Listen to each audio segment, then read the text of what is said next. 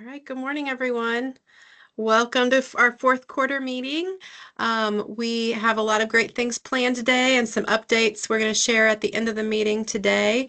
We'll just hop into our first presenter. We have Mackenzie joining us from Luke's Wings. Mackenzie, are you here? Didn't check. Yes, I'm here. Hi. All right, great. Thank you. Well, Luke's Wings, I'm going to let her really describe what it's about, but I think it'll be a great program that can benefit some of our veterans. So, Mackenzie, I'll let you take it away. Thank you. Thank you so much for having me. My name is Mackenzie Yady. I'm the Family Communications and Logistics Coordinator at Luke's Wings. And I'm just very honored to be here today. Thank you so much for having me as I represent our organization and let you know, what we do and how we can help. So Luke's Wings, I'll start with our mission statement. We provide emergency travel planning services and airplane tickets for the families and loved ones of wounded, ill, and injured service members, veterans, and fallen officers during hospital recovery and rehabilitation. So kind of how we started, Luke's Wings was founded in 2008 after realizing that when a service member is critically injured in combat or in a training mission, the government typically only covers about 3 flights for family members to be bedside by their wounded hero. If they're lucky, they get 3 flights. And then after that, families were often on their own. So what our founders saw were, parents quitting jobs, spouses leaving children with their caregivers, and other people just doing what they had to do to be bedside with their loved ones. So this was already such a challenging time. Families' lives were turned upside down by these injuries that our wounded heroes were facing. And to make it even worse, the families had to just leave everything behind to be bedside by their loved ones. So our founders actually witnessed firsthand the impact a family member can have, and just how the service member's entire demeanor can change when a loved one walked into the hospital room, after they've been recovering alone. So Luke's Wings was created to bridge that gap. Like I said, providing complimentary airfare so families can travel back and forth throughout the recovery process without just facing that overwhelmingly financial burden. We just really believe that keeping families connected, emotionally, physically, and mentally during some of the hardest moments of their lives is just so crucial. We support military hospitals across the country, VA centers across the country. We work with hospice facilities. I'll get into our program lines, but we are headquartered in Washington, D.C., in Georgetown, but we support folks across the country, and if they're stationed overseas. It all started at Walter Reed in Bethesda, but now today, like I said, we're everywhere. Since 2008, we've provided over 17,000 flights to military families in need. Our first year, I believe we only flew, I think, 17 people, and now we do 17 to 19 really every couple weeks, especially right now with our holiday campaign, which I'll also get into in a bit. But I will now get into our program lines, just a brief overview, but I really want today to talk about our Veterans and Hospice program line. That's really why I'm here.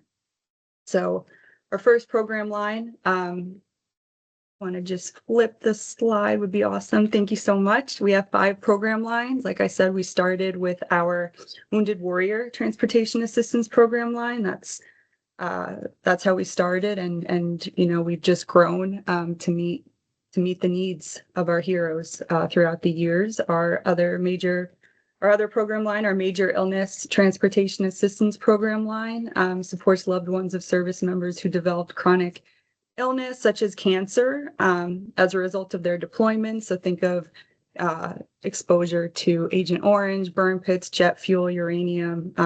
We fly veterans to and from treatment, quarterly treatment, monthly treatment.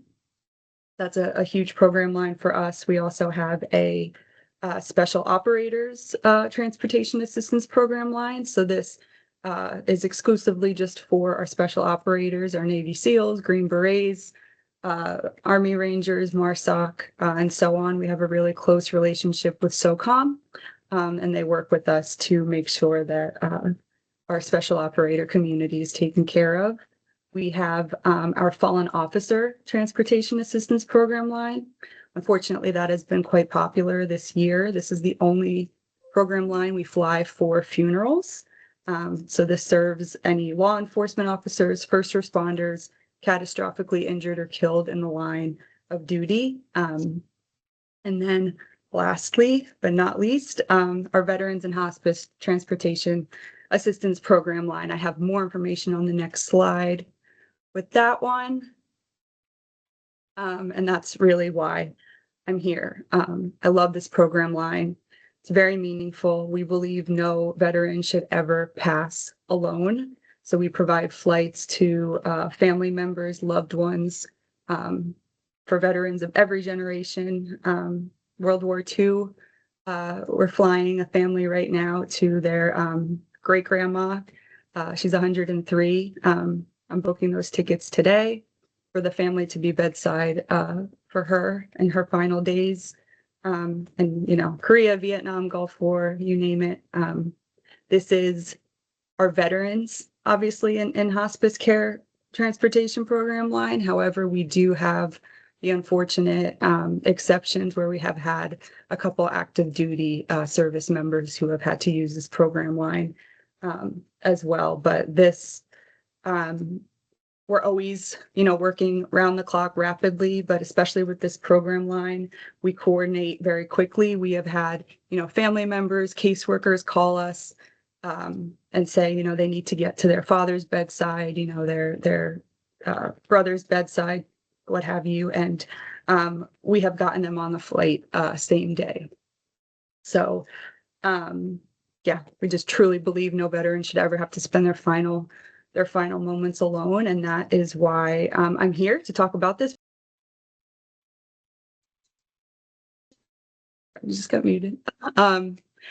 And now I will go into our process. So to request a flight for this program line, usually the veteran is not requesting the flight. Usually it's a caseworker, a nurse, or a loved one, a family member. It's quite easy. You just go to our website, lukeswings.org, at the top, and you'll see in red letters, request a flight. So you click that, and then you'll just fill out some, you know, necessary detailed information, traveler details, flight preferences, airports, things like that. We do require, for all of our program lines, proof of service. So that could be a copy of the veteran's DD-214, their veteran status military card, or what have you, and also a documentation from either a doctor, nurse, caseworker. It has to be official documentation that the veteran has been officially put on to hospice. We do not fly for veterans on palliative care. However, we do keep in close, you know, communications with families who have veterans on palliative care and tell them, you know, the second your loved one gets moved over to hospice, we will absolutely fly you. And then once you submit the flight request, we review them immediately and we'll follow back up with you. But very simple application process. You can reach us, you know, around the clock. My contact information will be shared with you all. We have an emergency flight phone that I have with me at all times. That also you can reach me with that as well. But last but not least, our No Service Member Spends the Holiday Alone campaign, which is super, super exciting. We love this time of year. So from Veterans Day through New Year's, we provide free flights for, again, wounded, ill, and injured service members and veterans, so they don't have to spend the holidays alone.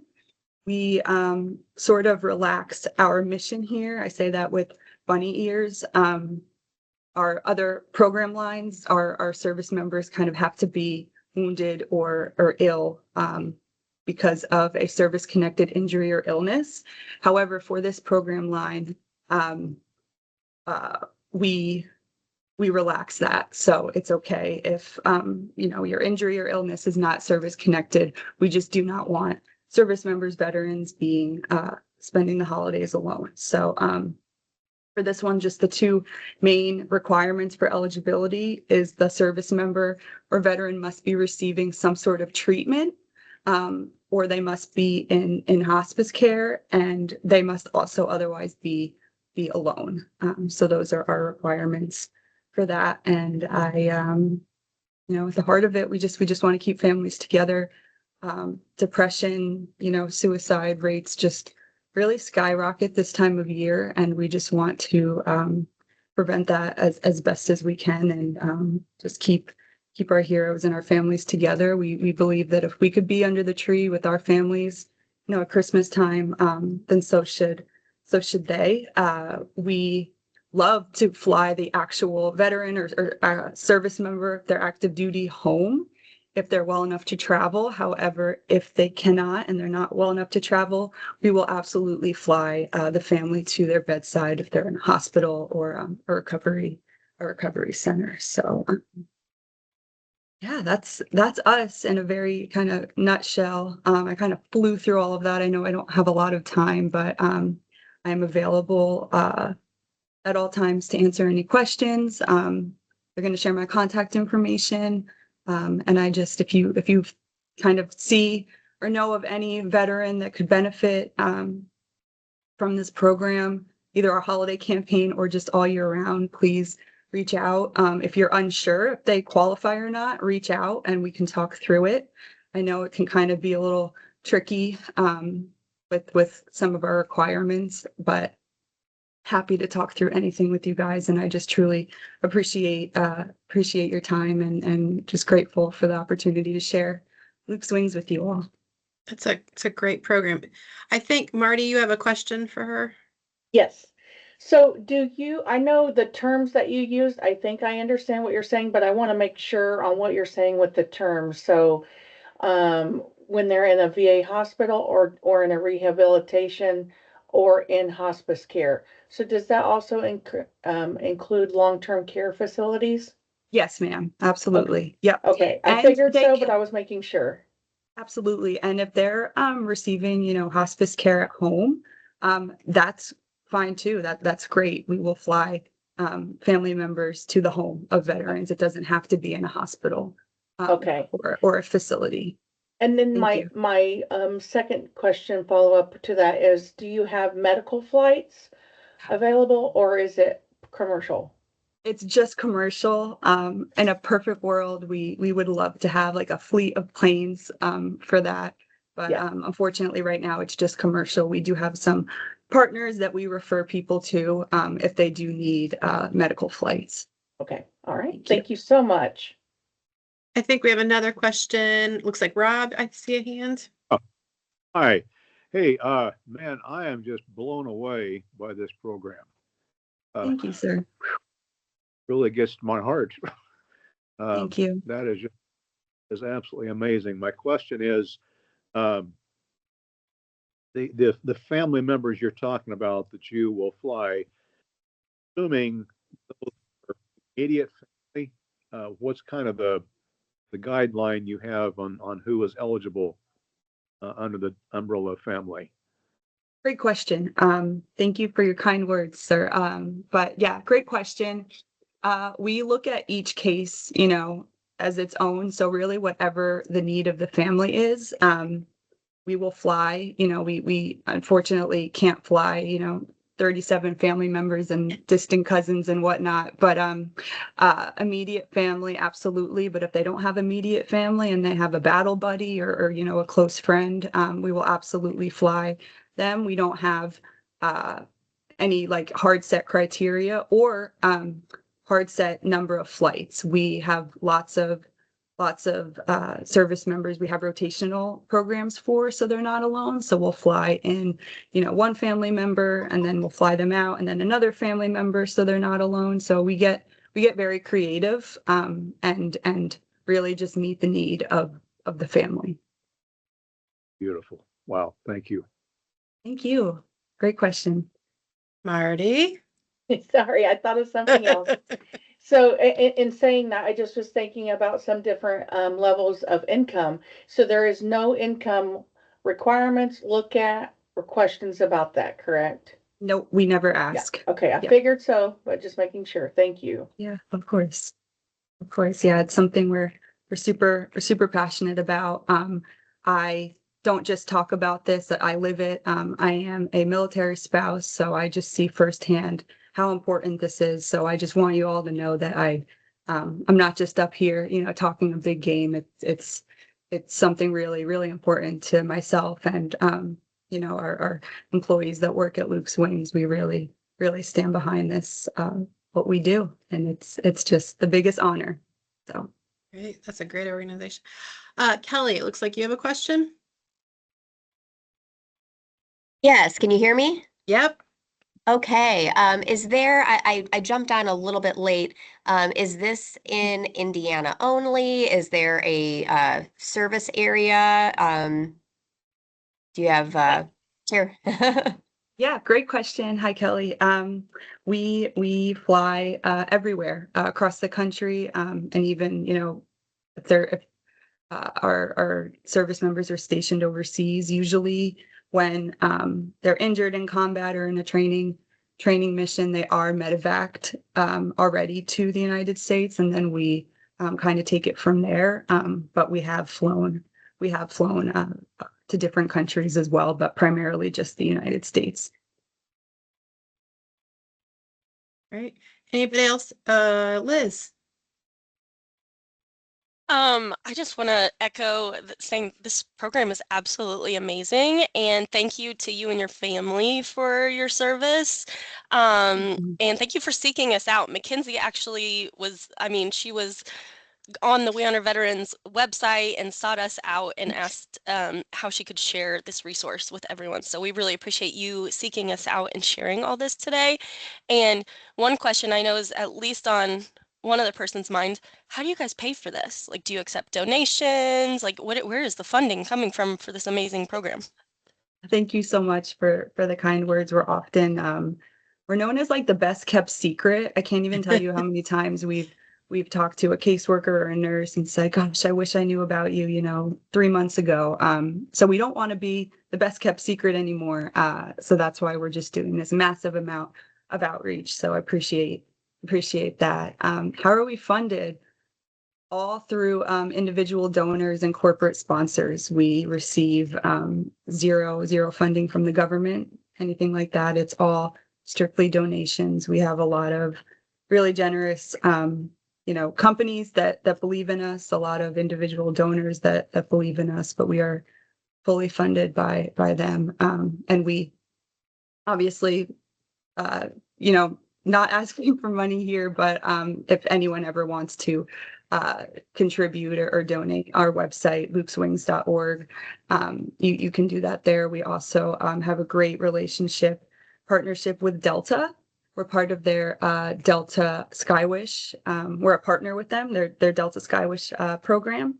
So right now, actually, any individual who donates Delta miles, Delta will match them right now. So that's great. We fly a lot of folks on Delta, but we use all airlines. But yeah, individually funded. Can you donate miles from other airlines? Right now, actually, yes, you can. You can on our website. Again, if you go to our website, on the top it says ways to give. If you click that, and then it will list the airlines. Delta is the only one that's doing the matching, but you absolutely can. And if you have any issues or questions, please reach out to me and I can walk you through that. That's a great question. Thank you. Great. Well, lots of great information. Does anyone else have any final questions before we move on? We are going to be putting all this great information on our website, and we'll be sharing it also in our wrap-up email, because we definitely will be needing to share it with our field staff too, to keep in mind, because great program. Please And do. that, Yeah. and a great kept secret that we don't want it to be a secret anymore. So we'll help get Thank the you. word out. So Thank you so much. And I really, again, appreciate your time. And I thank you thank you for your service for any military veterans or family members out there. And again, thank you. And I hope you guys have a great holiday season. Thank you. thanks for joining Thank you. us, Mackenzie. Thank you so Of course. much. Happy to. Thanks. Okay, thank you. We're going to move on. Every meeting we try to highlight one of our partners and what they're doing with their We Honor Veterans programs. So Kyle Pitts is the volunteer coordinator from Heart to Heart in Marion, and he is going to share with us. So I think, Kyle, you're on. I'll let you unmute and share. Thank you. I don't know how I follow that one. That was excellent information and not an act you want to follow. I should have been the first one and let her cushion my my speech. But I was asked to talk a little bit about our level 5 that we just obtained and a couple of programs that we did to reach that. So first, good morning, everyone, and hope everybody's staying warm. This is crazy cold weather this early in the year, so try to stay warm. My name is Kyle Pitt. I'm the volunteer coordinator for Heart to Heart Hospice of Central Indiana. I cover both Muncie and Marion offices. And just sharing a couple of things that we did for our level 5. One, we upped our vet-to-vet cafes. We were doing a few cafes previously, but last year we started doing them monthly between both Marion and the Muncie sites. And the vet-to-vet cafes can be at nursing facilities, senior centers, churches, libraries, and they're very simple. It's just coffee, cookies, or donuts, or both, and veterans talking with other veterans. Very simple, but very impactful. I've seen friendships form, patients who were in the same facility for several months or years and never were able to connect with one another. And then through these cafes, they became best friends and they had something in common. And hearing veterans telling me that this is the first time I felt like there was a program for me, or I finally felt understood. So hearing that and seeing the friendships form means so much to me and our team, and reminds us why these cafes are important. It's also a great way to include your veteran volunteers. If you have veteran volunteers that are looking for things to do in the community, I definitely encourage you to try to get your veteran volunteers involved in the vet-to-vet cafes. It's very impactful and meaningful to both the veteran volunteer and your veteran patients, to have them be able to connect and get that importance. Another event that we did in Muncie last year and this year, and this is going to be in the notes, and there will be a link on this. It's called the Warrior Walk. The Warrior Walk in Muncie last year was on November 9th, and they had around 150 people show up, and they raised $5,000 for local veterans in need. The Veteran Walk is at the local high school, and we just walk around the track in honor of a loved one. Or there are groups that have walk with their loved ones, their veteran loved ones, or push them in wheelchairs like we did. We had 2 Vietnam veterans who wanted to participate in the event. So our team decorated their wheelchairs and created posters and signs and pushed them around the track. And it was a lot of fun. They were the stars of the show. Everybody wanted to meet with them and get pictures, and the radio station wanted to do some interviews, and they felt like the stars. They still talk about it today. So that was really cool. We did it again this year. And again, there will be a link sent afterwards for everyone. If you want to get involved or learn about this, or maybe create one at your local area. It's definitely something that brings honor to the veterans and their families and loved ones. But I just want to close with level 5 can seem very overwhelming. When I was asked to try to reach for level 5, I didn't even know where to start. I thought it was too big of a project, and it is big. It's a big accomplishment, but it's also very doable. Most of us are already doing a lot of the things that are asked of us for level 5. We're doing the educations, we're doing the events, we're doing the programs. We just need to document it. Document everything. After any event, any pinning, any education, make sure that you're documenting it, keeping it in a binder, because that's going to be helpful for you when you click that yes, start now button for level 5.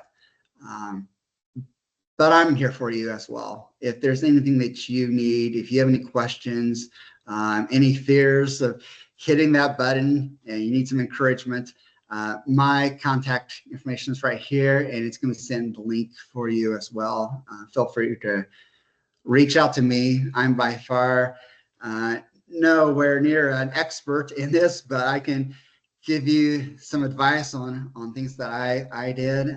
Marty was excellent resource for me. I probably would still be sitting on level 4 if it wasn't for Marty. So Marty, if I could be of little impact that you gave to me, to others, that's my give back. So thank you. Thank you. I appreciate you so much. Thank you. Wow, that's amazing. Do people have questions for Kyle, or feel free to drop them in the chat or reach out to him directly. Like he said, we'll be sending out his info and links to some of the information he discussed today. And congratulations on your level 5. That is a big accomplishment. And the VAs, we do pay attention to that stuff. So we appreciate that. And thank you for sharing. Thank you. Okay. Moving on with our presentation today, I just have to say there are 47 people on the call today, and I am so excited. I feel like we're little by little reaching more people all the time. So this is wonderful. The next part of the presentation will be given by myself and also one of my volunteers. I will introduce him later on. He probably needs no introduction. Al, he's on the call. He has been part of this group since way before me. So I'll introduce him as we get a little closer. But Al Cosmore, Navy veteran, is here with me today to talk about pinning ceremonies. I know a lot of you do pinning ceremonies already at your agencies. I also know there's a lot of agencies out there who, folks just haven't gotten their pinning programs up and running. So we wanted to just give a really detailed overview today of how we do pinning ceremonies here at Rowdebush VA Medical Center in Indianapolis. I really want to go through it in detail for the purpose of showing you how simple it is. Very, very meaningful, very, very important, but truly pretty simple to pull off. So I wanted to go through and give you all our ideas so that you could take those and run with them or incorporate them into what you're already doing. I'm also looking forward to hearing, hopefully from some of you, if we have time, about what you're doing different from us. We're always trying to incorporate new ideas and improve our ceremonies. So want to hear from you all about what you're doing out there. So the objective of this presentation is just that simple. I want to make sure every person on this call today, by the end of the call, feels confident that they know how to facilitate a pinning ceremony. Okay? And feel free, I do have the chat pulled up, so feel free to speak up, raise your hand, or drop questions in the chat. I'll pause for questions at the end, but also I welcome them throughout. Okay, So what is a pinning ceremony? A pinning ceremony is just one way we can recognize and honor our veterans for their military service. Typically, pinning ceremonies are reserved for veterans nearing the end of their life. They don't have to, though. When we're trying to use our resources wisely and we don't have the time or resources to recognize anyone, at least here at the VA Medical Center, we will prioritize veterans who we believe will pass here or are going to discharge on hospice, and we may not have another opportunity. But it is an opportunity for volunteers and staff and family to recognize and honor veterans for their service. The family piece is a big one. And I'll talk about that more, but this is an opportunity to recognize veterans in front of their loved ones. And I think that takes it to a whole different level of meaning for the veteran and their family. How to approach a pinning ceremony. You want to keep it simple. You probably want to follow a script. We do here. And the script that we use is posted on our website, and everyone is welcome to literally take that script, use it exactly the way it is, or tailor it to fit your program. You can literally take the script and take off the VA and put your agency's name on it. We don't care. We just want as many veterans as possible to be honored. Participants are encouraged to engage in each pinning in a way that honors the uniqueness of that veteran and your program. So, like I said, have a script, but make it unique to yourselves and your veterans. Be flexible. Always try to schedule pinning ceremonies ahead of time. Big piece of that is so that families can participate, veteran volunteers can participate. But also veterans pinning ceremonies are very emotional, and you want to give them some advanced warning about that, so they have some time to think about it ahead. But be aware that it's also appropriate and highly encouraged to do urgent or same day pinning ceremonies. They don't have to be planned ahead. If you're not going to have another opportunity, go for it. You know, sometimes we do the full script with all the different participants in our pinning ceremony, and sometimes it's just myself or just myself and our chaplain. Anything is better than not having a recognition. So just be flexible and do what works in the moment to make sure that veteran gets honored. And like I said, doing it when families can be in attendance. We will often have pinning ceremonies here at the hospital, and we plan it. We've got our volunteers, our chaplains, our doctors, everybody's there, but then the family is late. And so we will actually push off the ceremony to do it when the family can be there, even if it means less staff are able to be present, because we think having the family there is the most important.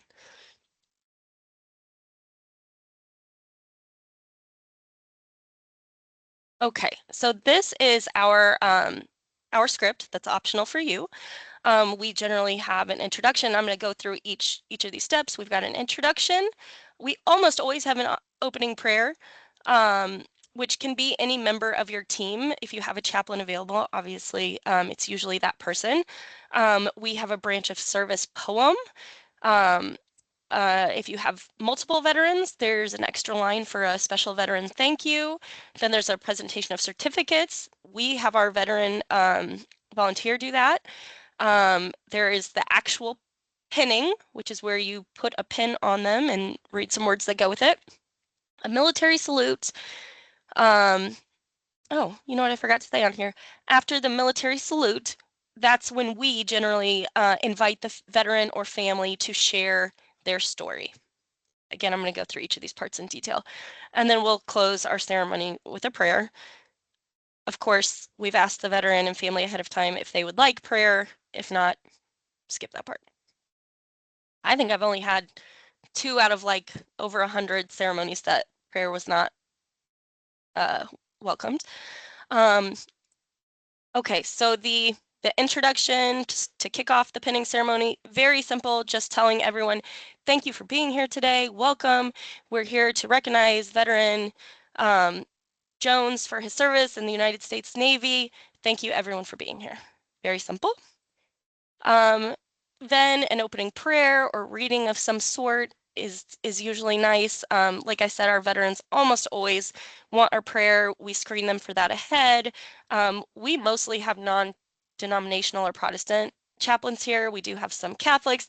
If you're able to coordinate, maybe that veteran has their own pastor or somebody with their church that they went to that they haven't been able to get to.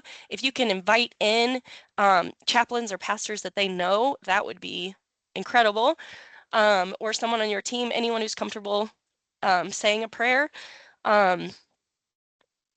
You can also, instead of prayer or in addition to prayer or the poem I'm going to talk about, you can always do any kind of scripture or spiritual readings. If you know the veteran's spirituality is very important to them, you can ask them.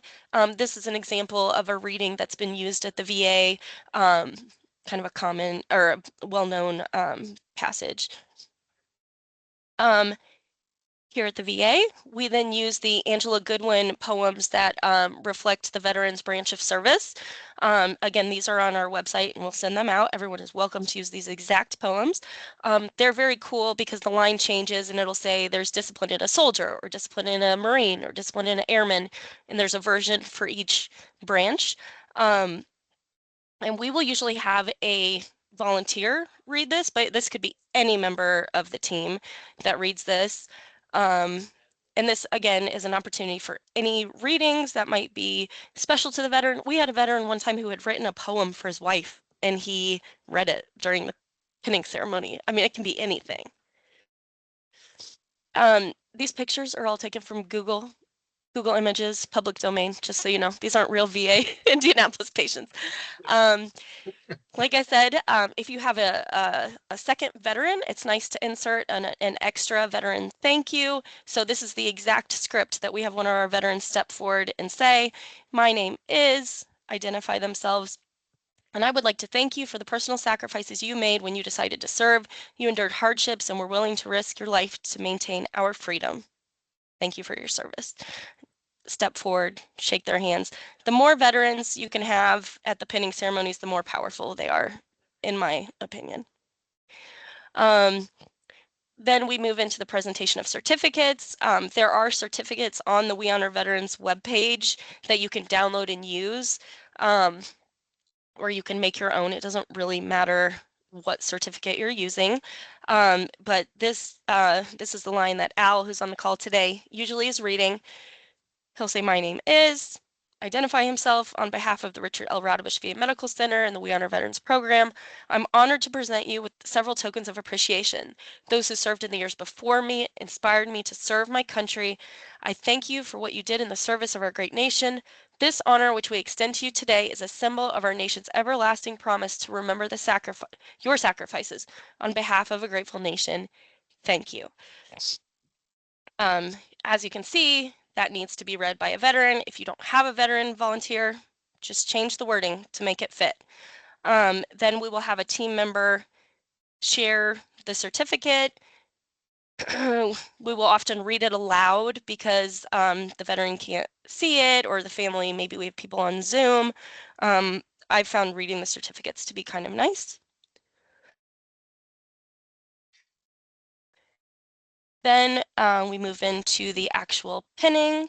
Have a member of your staff read the following line or something like this while you place a pin on the veteran. This pin, which identifies you as a veteran, should be capitalized, is but a small way in which to remember what you did on behalf of a grateful nation. Any member of your team can read that line, and any member of your team can place the pin on the veteran. We will sometimes have a family member or a doctor who's been very involved place the pin. We're usually doing these in the hospital, so sometimes we'll place the pin on a blanket or something instead. Adapt this to fit the situation. And you can use any pin. This picture down here on the bottom is actually a picture of the pin that we made, and we're lucky our voluntary services purchases it for us. But you can use any pin, like if you have a pin that says We Honor Veterans, or literally just an American flag pin, the pen is not what's important. It's the words and the experience. Keep going. The military salute, I will say, I think this is probably one of the most powerful parts of the ceremony. So I hope you all have veteran volunteers that are able to assist in facilitating this. But we will have a veteran volunteer step forward and render a salute, and they will read these words. The military salute is a universal symbol of honor and represents the might of our great nation. The military salute is a privilege reserved for active duty and veteran personnel. All veterans present are invited to salute you on my commands, which will be, and then they read through these and then they render the salute. And you can say you may return the salute if your health permits. Oh, that's on there. Okay. So I will say the salute is so powerful. Al, you can speak to this when it's your turn, but I will say there have been at least 3 or 4 times in the last 2 years that we've had veterans who were basically we thought they were non-responsive. We weren't sure if they were hearing us. We were hoping they were hearing us. And then during the salute, they open their eyes, lift their hand, and do the salute.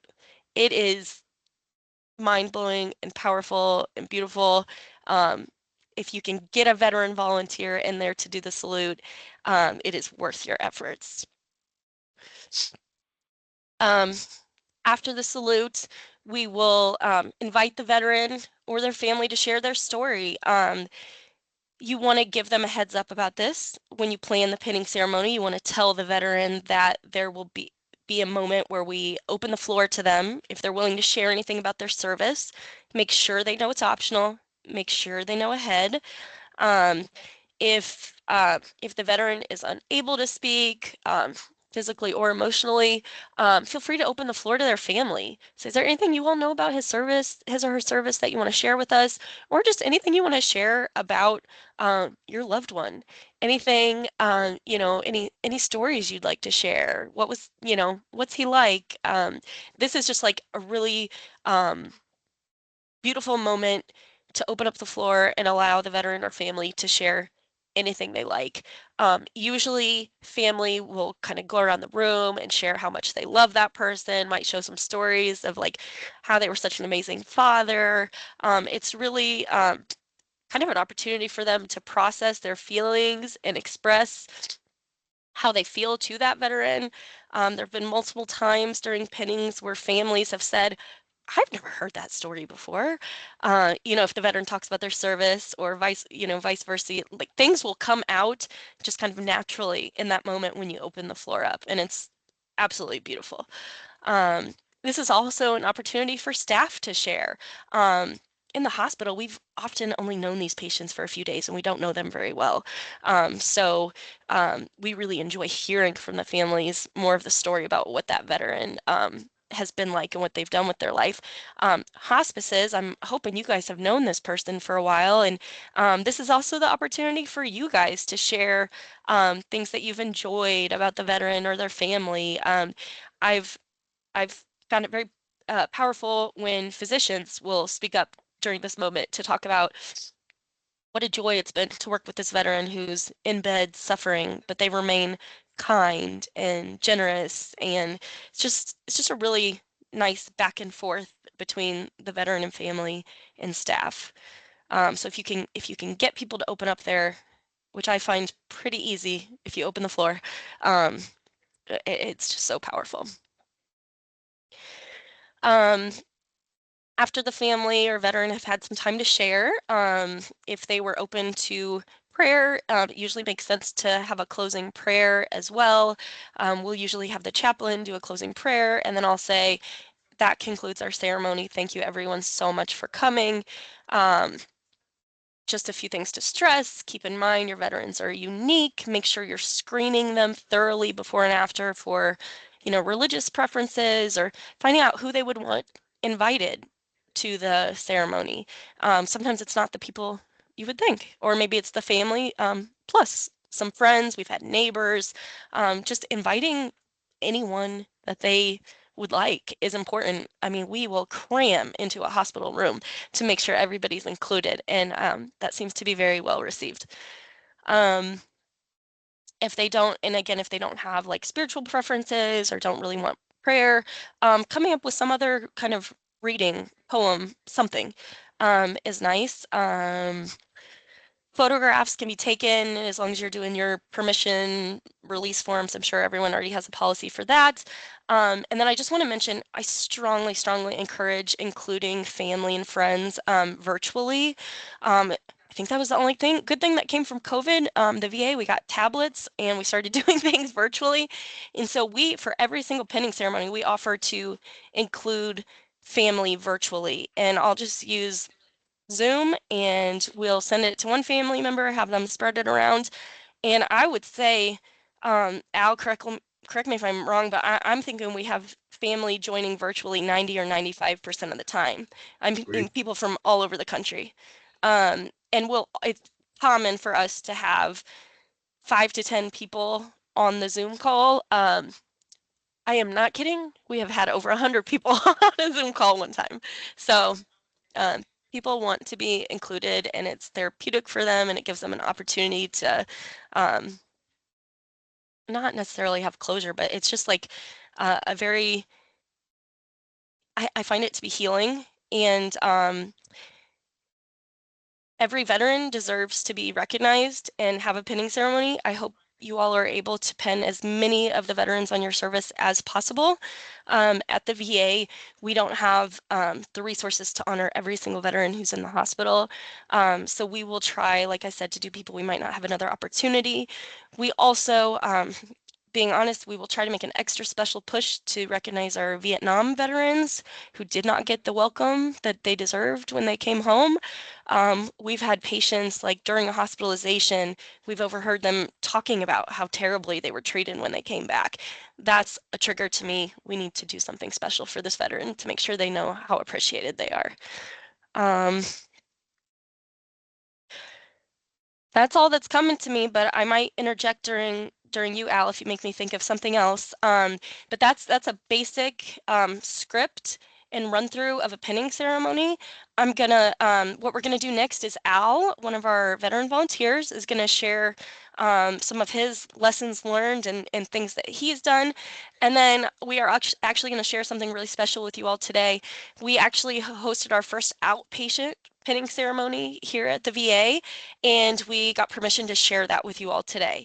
So after Al speaks, we are going to share a video of a pinning ceremony with veteran William Roundtree.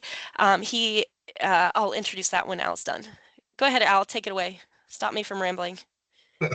Oh, no, stop. I need more. Let me introduce Al properly. Al Cosmore is a 81-year-old former lieutenant in the United States Navy. He's been doing volunteer work at Rowdebush VA since longer than I was here. I'll let him tell you how long. He was also, he's been a hospice volunteer in the past. And Al actually worked together with Lynn Meyer, my predecessor, to bring pinning ceremonies to the VA, to the Indianapolis VA. So we're very grateful for his support and leadership in that way. And if I had to guess, I would say Al has done hundreds and hundreds and hundreds of formal pinning ceremonies on our inpatient side, probably closer to 500 or so over the years. We do about 50 a year currently. And he also does pinnings individually on his own, which I'm sure he has done thousands. So if you need a pinning expert, Al, if you're open to it, we'll share your contact information. But with that, Al, go ahead and take it away. Thank you, Liz. Can you hear me? Yep, loud and clear. Okay. My name is Al Cosmore, and as Liz mentioned, I'm 81 years old and a former lieutenant in the United States Navy. Been doing volunteer work at Rowdebush VA Medical Center for a very, very long time, somewhere in excess of 20 years. My current position description identifies me as a palliative care volunteer. I've got the best volunteer assignment of the hundreds of volunteers who serve here at Raudebusch. I'll explain why I feel that way a little later. But first, the Hospice Veteran Partnership of Indiana leadership team, specifically Liz Davis, that I've known forever, has invited me to briefly speak to you on the topic of pinning ceremonies. Since I report to Liz, I felt it was wise and prudent to accept her invitation. So here goes. First, a little background information on the program itself and its evolution. Over 20 years ago, a social worker at Raudebusch VA Medical Center offered to implement the We Honor Veterans National Program at Raudebusch VA Medical Center. Over those 20 years, Raudebusch staff and volunteers have conducted over 2,500 individual veteran recognition ceremonies, now commonly referred to as pinning ceremonies. These ceremonies have taken place in patients' rooms, in cafeteria areas, you name it. We've done recognition ceremonies there in the hospital. We also do recognition ceremonies for Vietnam era veterans, and the ceremonies are very similar to those that are conducted in at Raudebusch at the VA. Over those 20 years, the program at Raudebusch has evolved to be a small part of the Hospice Veterans Partnership of Indiana. Hopefully your organization is an active member in HVPI. If not, talk to Liz about joining. So a little background on this video with Mr. Roundtree. Several months ago, at the urging of Liz, the Raudebusch Public Relations Department filmed a live pinning ceremony performed in an auditorium at Raudebusch. The purpose of the filming was to provide HVPI members like you with a template for performing recognition ceremonies at member facilities. What you see in this video that we're going to show you here shortly is the implementation of that script that Liz has already explained to you. As you view the video, watch the faces of the veterans, the family members, the staff, and the volunteers as the pinning ceremony is conducted. The emotional benefits to those present are obvious.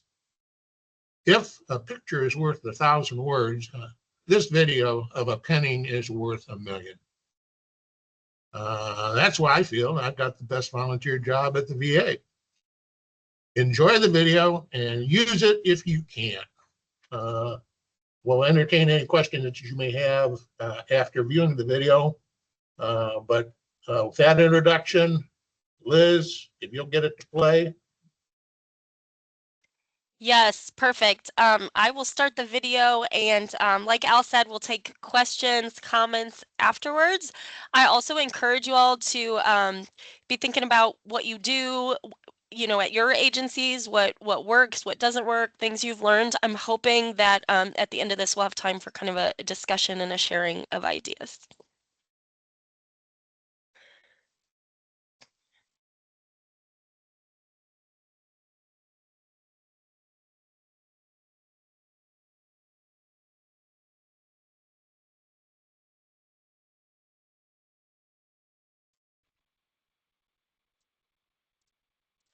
And I have the volume up as high as it goes. I know it's not extremely loud, so you'll have to turn it up on your ends.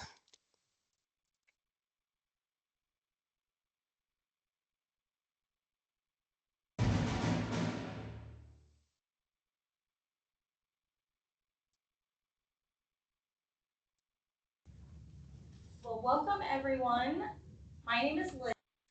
I'm having trouble expanding the view, and I don't know why it is so blurry. It was not like that this morning. So let me try. Hmm. Liz, I'm the palliative. Bear with me for just a minute.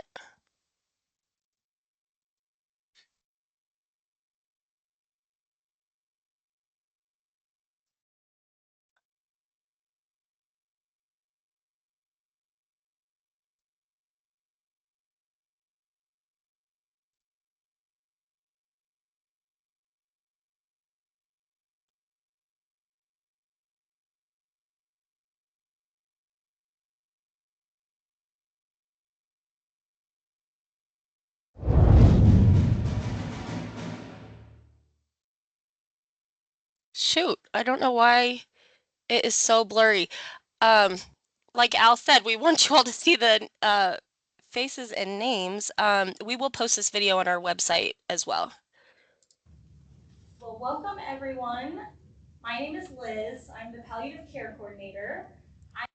Is that really, really blurry for everyone? Yes. Yeah, it's pretty blurry. Um, Do you okay, have it open in multiple windows? Like maybe you need to close some stuff or? just a minute, guys. Um,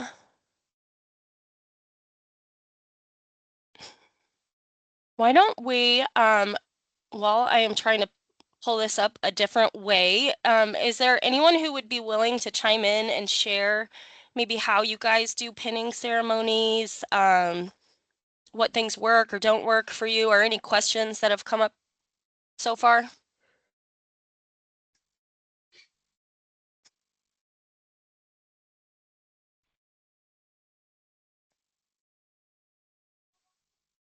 Angie, I know you guys do a lot of pinning, or I'm sorry, did someone chime in? Go ahead. Go ahead, Ann. Go ahead. I am so sorry. I just had a quick question.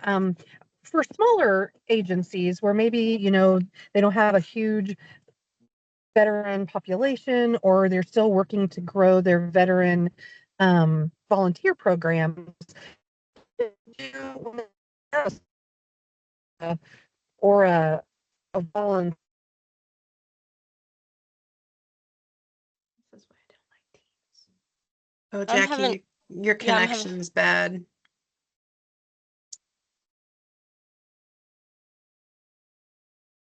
You there?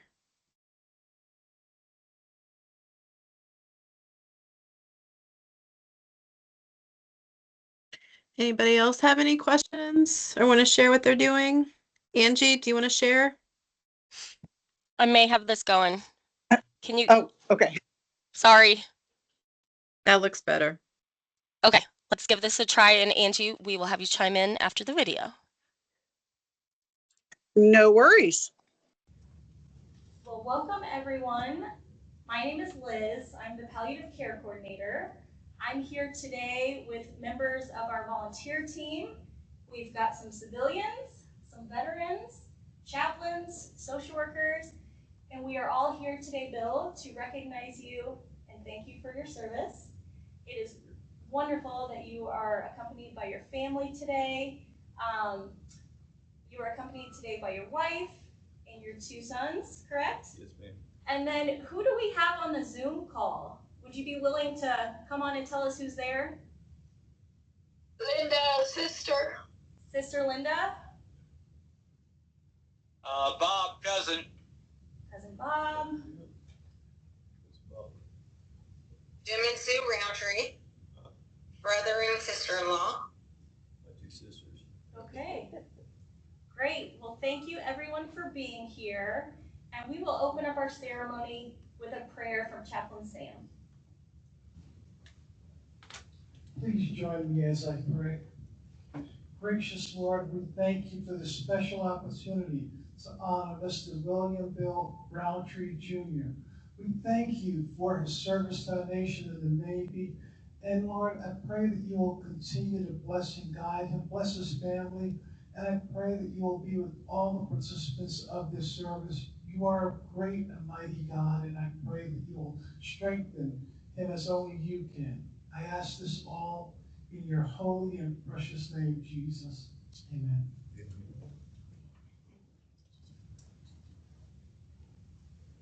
Good morning, Mr. Roundtree. My name is Gigi Nicholas, and I'm a civilian volunteer. And I am here to say thank you for your service on behalf of all civilians, as well as from my own heart. I know that many times our veterans did not get the appreciation that they deserved, and oftentimes got the treatment that they didn't deserve. And this is an opportunity to, perhaps in some small way, make up for some of that.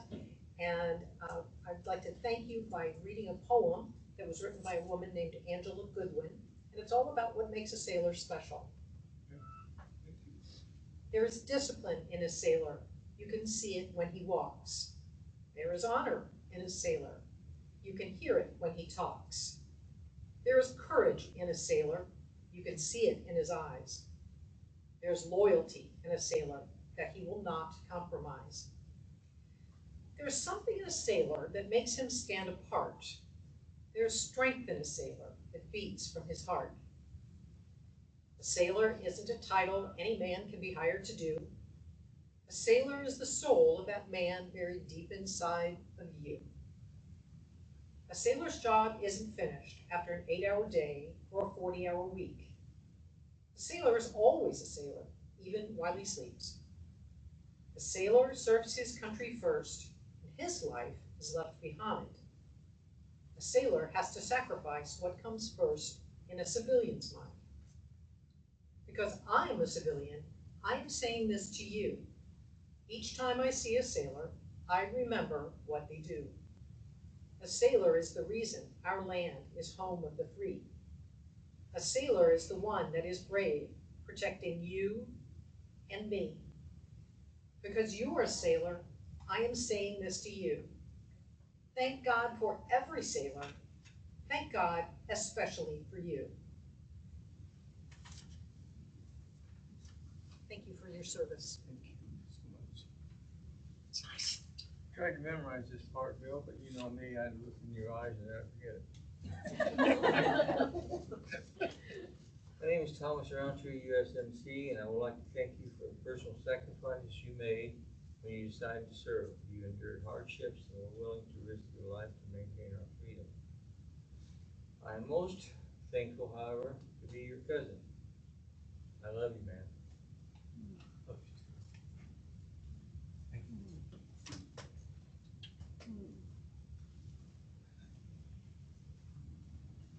It's my turn. Okay. My name is Al Cosmore. I'm a former lieutenant in the United States Navy. On behalf of the Richard L. Rauterbush and the We Honor Veterans Program, I am honored to present you with several tokens of our appreciation.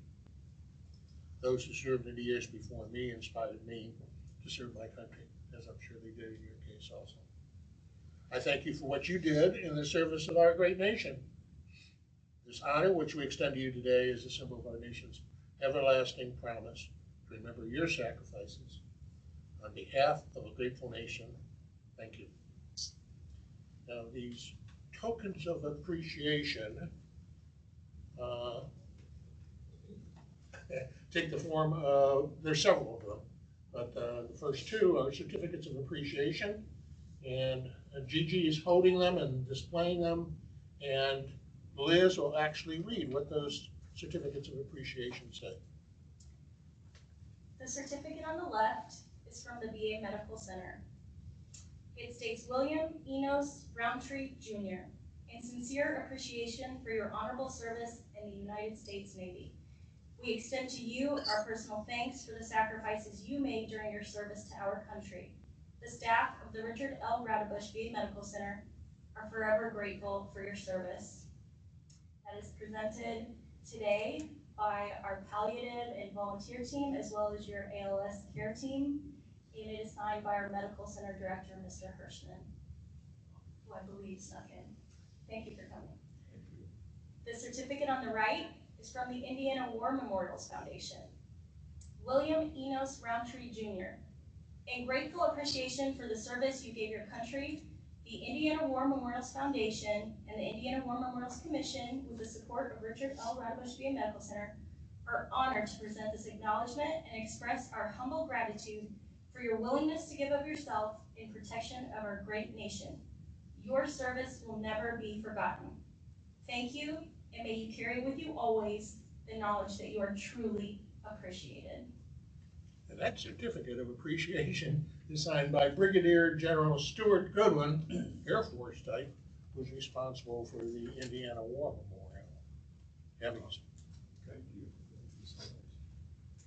This ceremony that we're going through right today is referred to as a pinning ceremony, recognition ceremony. We've been doing it for a number of years. But way back when the program was established, our volunteer services department decided there was something we needed to present as a memento to remember the occasion. And they actually designed a pin, and with your permission, we would like to apply that pin to your shirt. Whoever has that pin.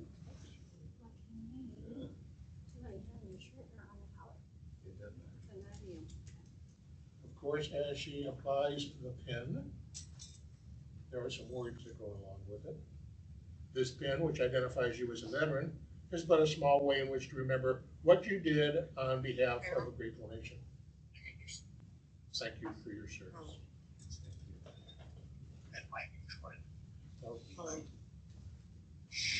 The military salute is a universal symbol of honor and represents the might of our great nation.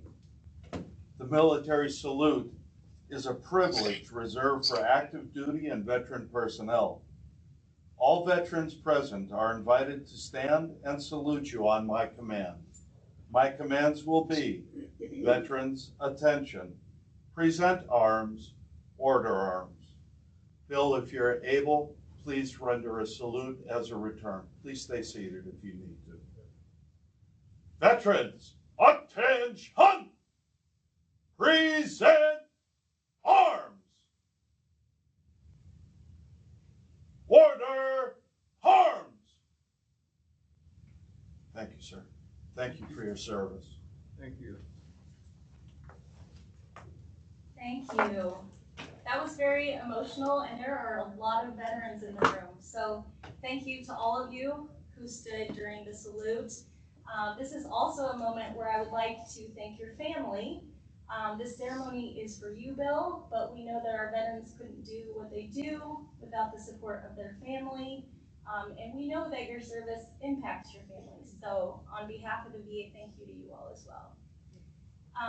This is the moment in the presentation where we would like to turn the mic over to you, Bill, and ask if there's anything you'd be willing to share with us about your military service, just anything you'd like to share, and then your family would be welcome to as well.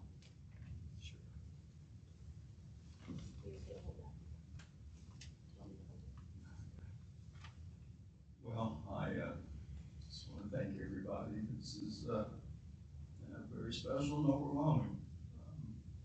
But I was basically lucky enough, 18, going to service, and being a naive kid, not knowing what to do. The Navy had good people looking out for me, plus I think the grace of God that got me into boot camp in Orlando, from there to Millington, Tennessee, day school, and there to NAS Miramar, and lucky enough to work on fighter jets. And so there was a fairly new airplane at that time called Tomcat, and went straight to the fighter squadron there at Miramar, and same hangar as Top Gun, and went on the Enterprise, made a couple of Westpacks, saw a lot of countries, a lot of good people in other countries, but it was the camaraderie and the people you find in the military, that you're all the same boat and got each other's back when times get tough. So it was a good experience, and I wouldn't trade it for anything. And the whole VA program, this is just phenomenal. The support that you get from the VA is, I've I've never used the program until recently, and I'm just overwhelmed with how great all these people are. I just can't say enough good about it. And I thank you all for that. But anyway, I love my time in the military, and taught me a trade that I can carry on for another 45 years. So it definitely was a blessing. And like I said, I've had the grace of God and good people around me all my life. So that's been phenomenal. And you all are phenomenal. And I thank you for that. Thank you so much for sharing that. Just family want an opportunity. I want to thank you all for honoring Bill. He's the most hardworking man, most honest, and most faithful man that anyone would ever know. We're coming up on 50 years of marriage, and luckily the military gave him a trade. He was able to support our family and take good care of our kids. But I really appreciate that the VA is taking such good care of us right now. This is not what we saw coming in our life, but thank you for all your help.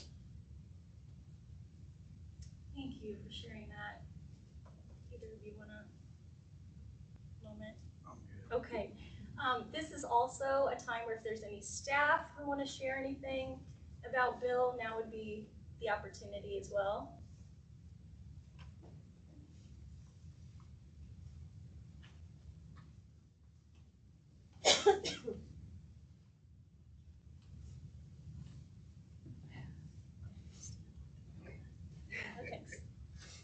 So we come together today to honor an extraordinary hero among us, Mr. Roundtree.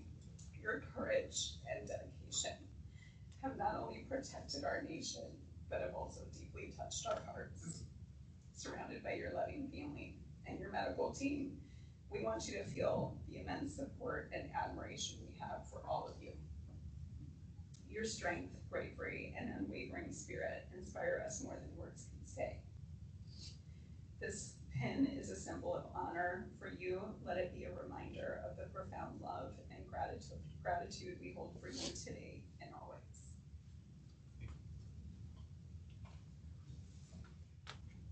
I won't talk too much about Bill because I'll end up crying.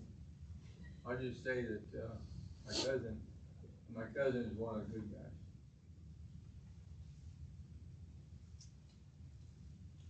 Is there anyone else on the team who wanted to share? Can I say it from here? Is that Yeah, okay? go ahead. I simply want to say thank you. Thank you for your service. Thank you for the honor and privilege of serving you. And thank you for trusting us. Coordinated everything. Thank you, Leah. And if anyone on Zoom would like to come on and share anything about Bill, you'd be invited as well. Well, I can't let the opportunity go by without saying how wonderful my brother is. My husband is here with us watching. Bill and I used to write letters back and forth when he was in the service, and how much he absolutely loves his family. So proud of you, Bill. Love you. Is there anyone else on Zoom who wanted to say anything? Can you guys hear me? This is Brother Jim. Yeah, loud and clear. I got to hang out with you guys. Top-notch organization and a best practice for sure. Really appreciate what you've done. I just wish somebody would have told Bill his pants were unzipped before he got on camera.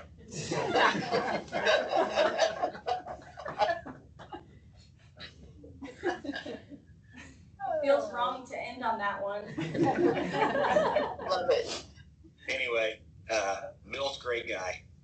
He usually introduces me as his sister, as most of the doctors there know. So it's a chance to get even, but my wife's restraining me, so congratulations, Bill. I'm glad you said that. I thought he said those were his two sisters, but I thought I heard him wrong.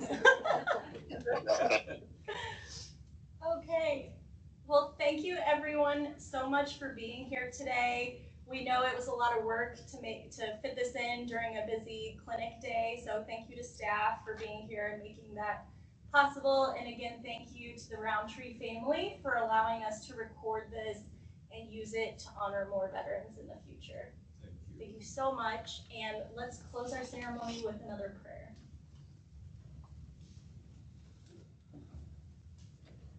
Gracious Lord, we now close this wonderful ceremony honoring a great veteran, Mr. Roundtree. I pray, Lord, that you will continue to bless and guide him in this journey of life. I pray that you will continue to sustain him, put your hands upon his wife and his children and family. And once again, we thank you for all that he has meant for our country. And I thank you for all the medical staff that has supported him and is continually supporting him. Continue to bless and guide us, we pray, dear Lord. Amen. That concludes our ceremony. Thank you, everyone. Thank you. Thank you.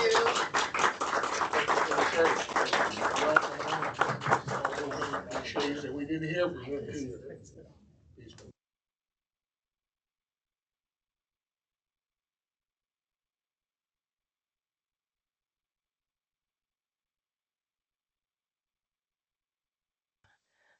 Okay, thanks everybody. Give me a second to get the PowerPoint back up and running.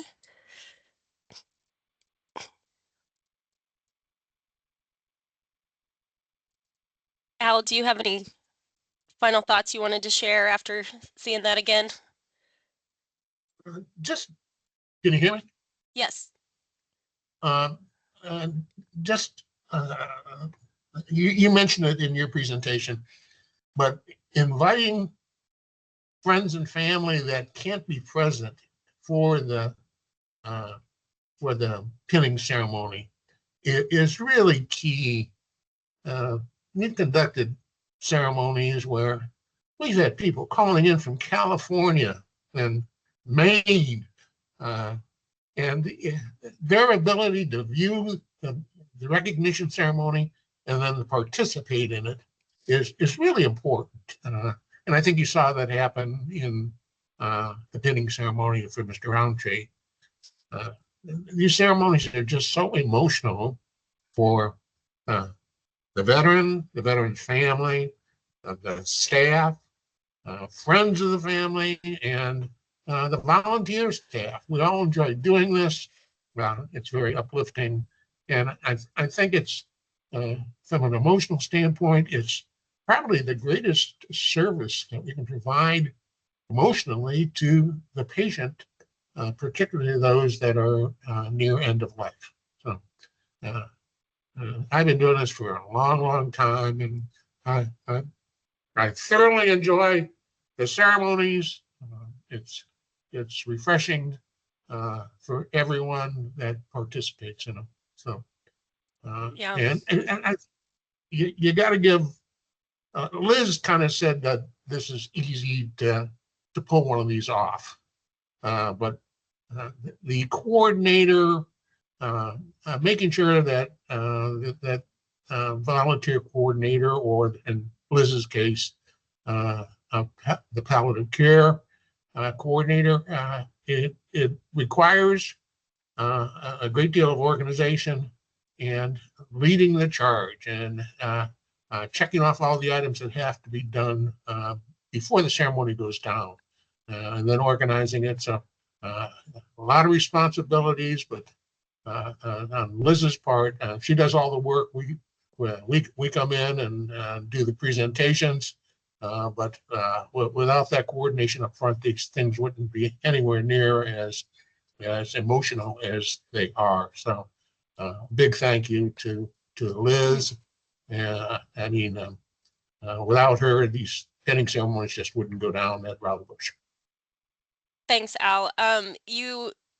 You do point out there's a lot of different roles and responsibilities when it comes to a pinning ceremony. It's really good to have a team of people. You don't want it to be dependent on one person.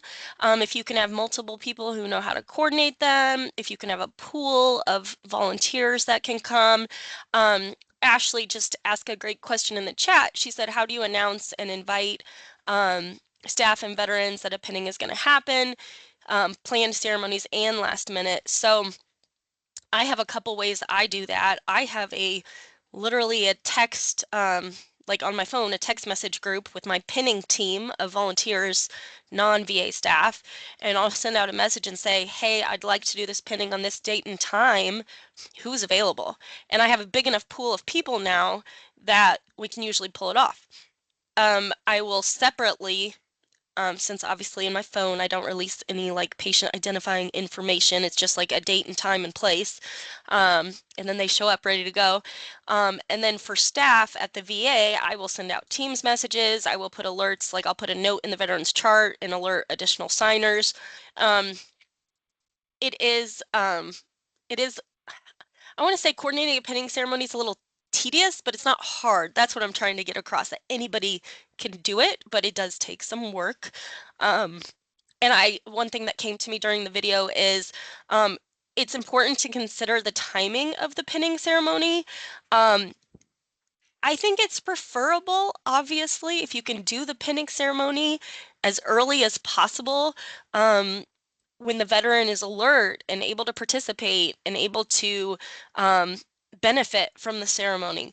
The earlier the better. This was great. This video was Mr. Roundtree in an outpatient setting. He's a part of the ALS team.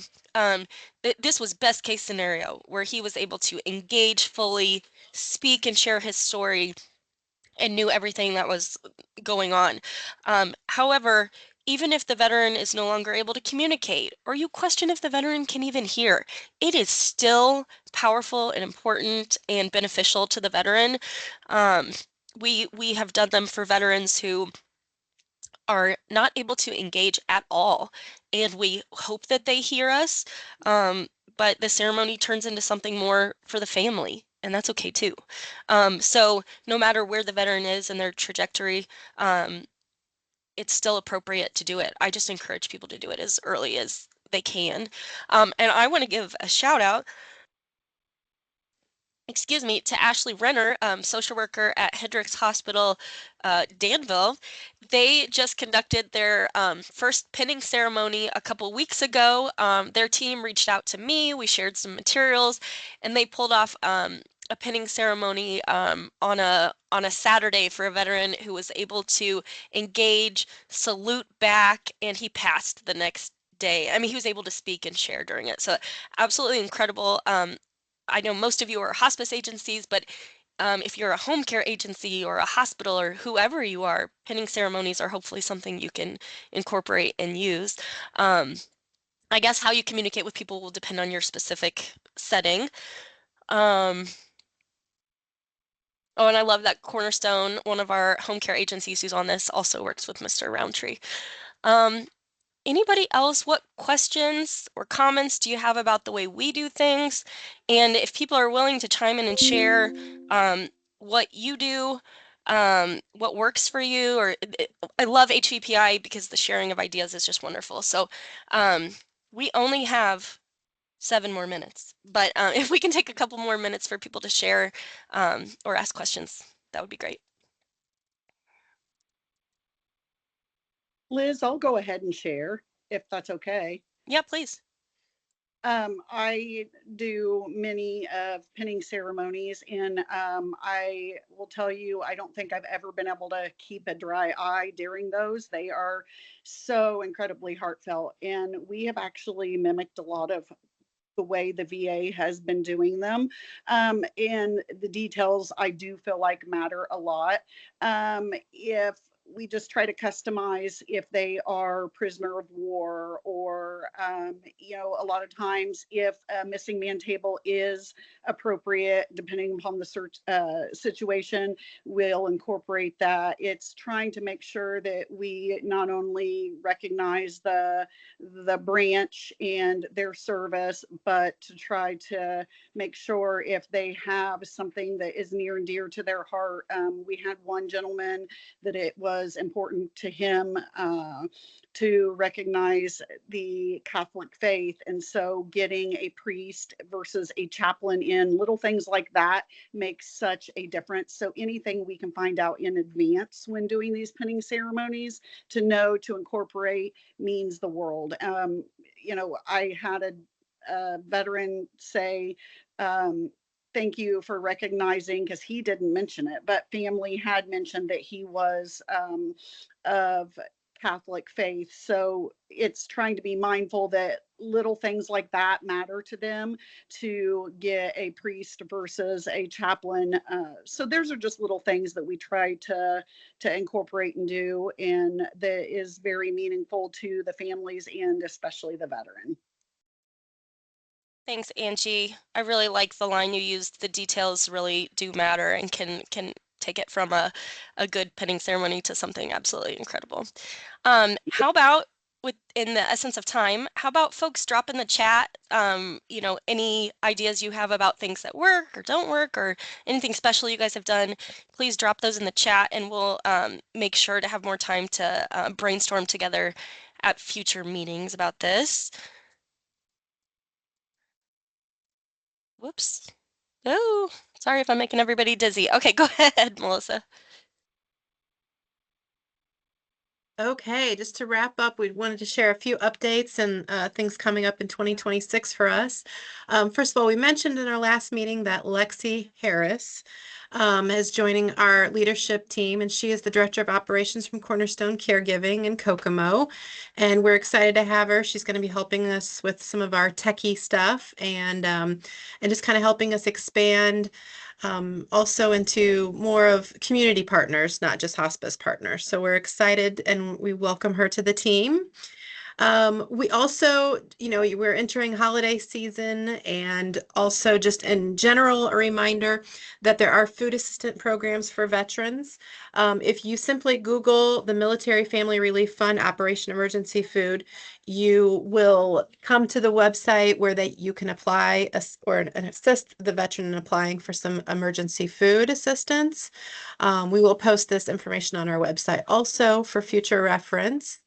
And we just also wanted to share, we did an exciting thing the Friday before Veterans Day.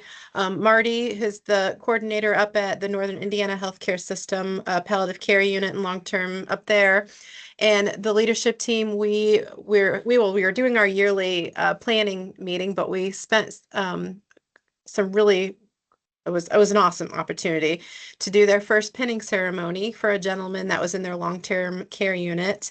And it went very similar to how you saw in the video. A lot of not so many dry eyes, and it was very meaningful for the veteran and for his family. And I thought it was cool because Marty kind of warned us that he's not really a talker, and we were like, that's fine, that's great. But I think he really shared a lot, and it was very meaningful to him. And so we've kind of kicked off their pinning program, so they're gonna take the ball and run. So we love that. I'll let Angie kind of talk about our United We Stand. Hi, everybody. We are doing the United We Stand holiday drive again this year. That is going to benefit the homeless veterans team and the Northern Indiana Palliative Care Unit. The flyer that you see there, if you scan that, it has a link that you can go to sign up to donate. Anybody that has any problems or issues and is unable to sign up but would like to donate or needs additional information, we'd be happy to help get you a list of items that are needed for this holiday drive. I also wanted to volunteer that if anyone has issues about drop off or pick up, things like that, I'm happy to come pick up the donations and do the drop off. I'm happy to assist any way possible. I know as the entire leadership team is. So feel free to reach out to me, and I will be happy to accommodate. The deadline again is December 12th so that we can try to get all of those donations delivered in a timely manner. And I appreciate everybody that's able to help us to make this the best United We Stand holiday drive yet. I want to second that too, Angie. You're more than welcome to get with me as well, and I can help. If you're in the northern Indiana area, maybe just bringing it to, say, for instance, the JWC clinic or the Huntington clinic or the Fort Wayne campus, anything like that. Marion, Fort Wayne, Defiance, Ohio, the Mishawaka clinic, Huntington. I think I said that. Muncie. And the Peru clinic as well. So by chance, if you just need to get it out because you've gathered it, but you just don't have somewhere to get it to me or to Indianapolis, please know that we can make it happen. Angie travels all over the state of Indiana anyway, every day, all day. But I can also, and like I said, of those other C-Box, if you need to drop off something, I can let them know ahead of time. I can go there. So, however, whatever we want to make this work, we have a lot of CLC veterans here at Marion that do not have family. They have guardians, but their guardian may be an organization, so they don't really have actual family. We do have people that have family, but unfortunately, they're just not involved. So we have a lot of veterans who do not receive Christmas presents, and so we make it happen for them. But any help is welcomed, and so we want to make sure that for also with the I'm sorry, Liz, it was the homeless veterans. We were Yeah, for agency part. Indianapolis, So, the items will go to the Indianapolis homeless team, veterans who are newly housed in transitional housing, without housing, all those programs. yeah, and so mine here in Marion are mostly for the CLC veterans. Though, if by chance you want to specifically gear that towards the homeless veterans in this area, I do have a homeless team here I can get with and let them know as well. So, thank you so much. Okay, great. Thank you. Well, we have kind of the leadership team, we have done our planning for 2026, and we're excited about some of the topics that we have gotten from you guys and we kind of come up with. So our upcoming meetings in 2026 will entail March 4th. We're going to be doing VA benefits and resources. And that'll be kind of geared towards social workers. We're also very excited that HVPI is going to be able to do CEUs for social workers in 2026.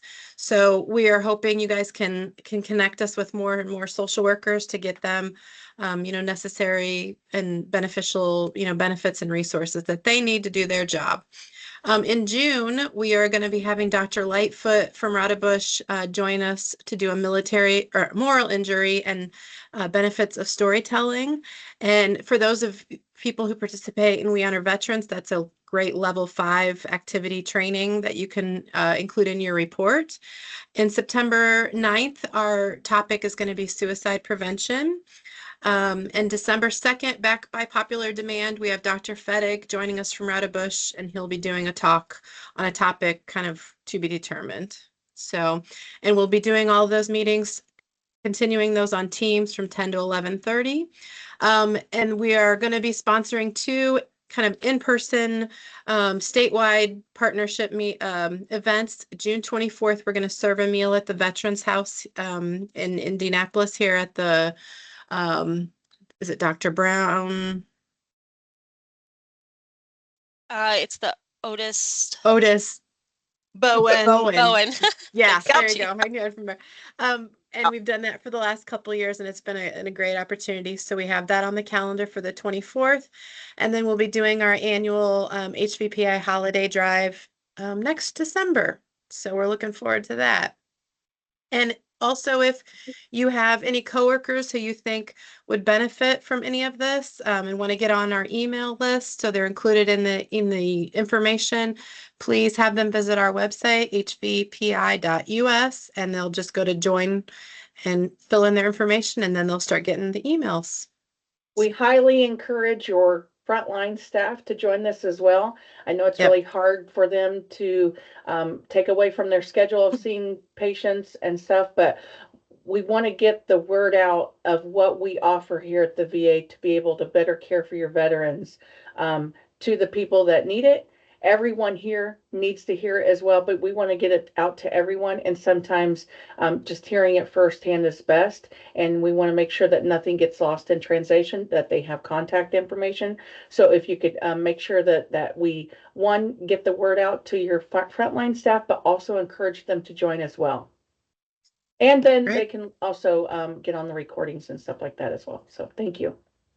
Thanks, everybody. I will plan to stay on the call for a little bit if anybody had any questions about pinning ceremony, since we didn't really get to do that. So, same for me.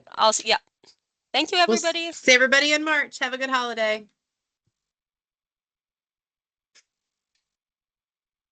Al, you can hang on too if you want. Do you want to stop recording? Uh-huh.